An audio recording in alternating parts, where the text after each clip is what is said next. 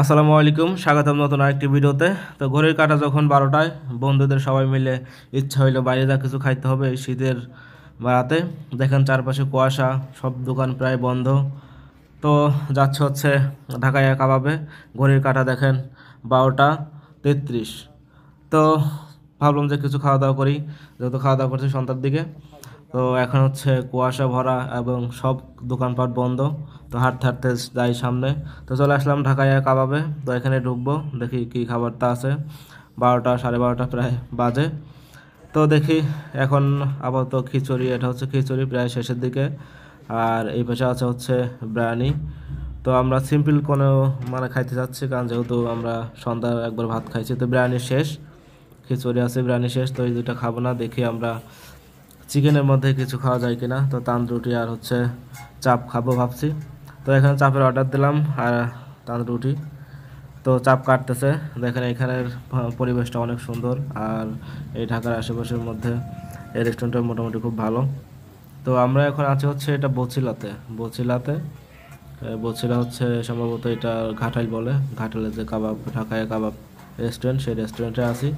তো এখানে মোটামুটি অনেক টেস্টি নাকি সুস্বাদু। আমি ফার্স্ট টাইম খাচ্ছি, ওরা বললো যে এখানে নাকি খুব, ওরা মাঝে মাঝে আসে। তো এই জন্য আর কি এই মধ্যরাতে চলে আসলাম। আর আপনাদেরকেও শেয়ার করলাম যে আসলে এই ব্যাচেলার জীবনটা আসলে এই হুটহাট করে কোনো কিছু সিদ্ধান্ত নেওয়ার মজাই আলাদা। কারণ এটা ফ্যামিলির সাথে থাকলে বা এরকম সময় হয় না। একমাত্র ব্যাচেলাররাই পারে যে মধ্যরাতে হুটহাট করে ডিসিশন যেটা নিচ্ছে সেটাই।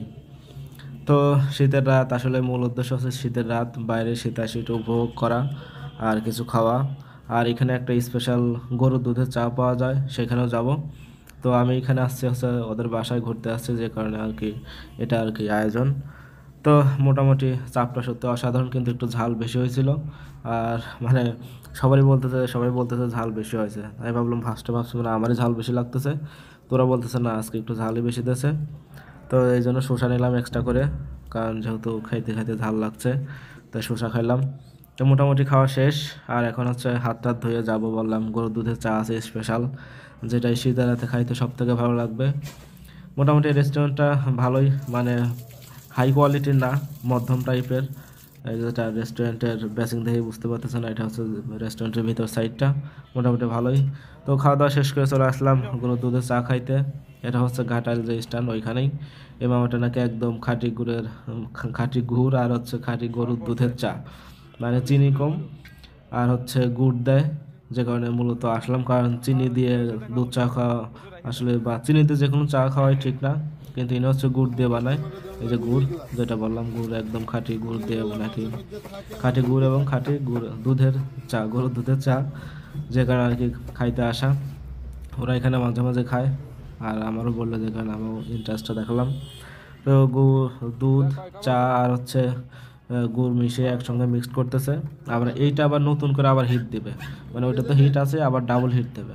আর সবসময় গরুর দুধের চা ডাবল হিট দিলে সব থেকে ভালো লাগে। কুষ্টিয়া আগে একবার খাইছিলাম, ডাবল হিটের চা প্লাস পুরানো পাউরুটি, যেটা খুবই সুন্দর ছিল। তো উম, চা আর কি দিচ্ছে, বন্টন করতেছে। তো দেখি খাওয়া দাওয়া টেস্ট কেমন আসলে, কারণ যেহেতু ওরা বলতেছে অনেক টেস্ট। আর আমি আগে যতদূর জানি যে দুধ চার সঙ্গে যদি গুড় মেশানো যায় অনেক টেস্টি লাগে, চিনির থেকে গুড় মেশালে সব থেকে বেশি টেস্ট লাগে। তো দেখি খাই কেমন টেস্ট।